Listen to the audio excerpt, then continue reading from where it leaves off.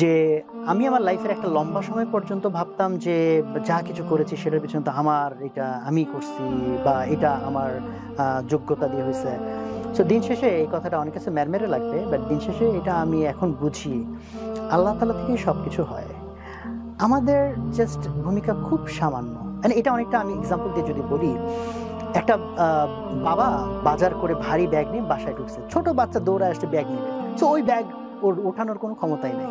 But বাবা খুশি করার জন্য কি করে, সে নিজেই ব্যাগ ধরে আর বাচ্চার ব্যাগ বাবা তুমি ধরো, এন্ড ওকে একটা ভাইব দেয় যে আরে তুমিই তো করছো, মাশাআল্লাহ খুব ভালো।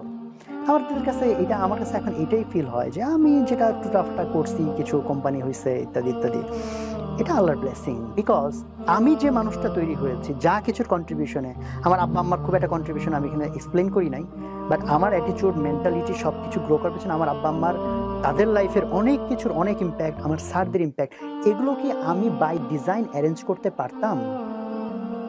আমি কি চেষ্টা করে আমার জন্মটাকে চেঞ্জ করতে পারতাম?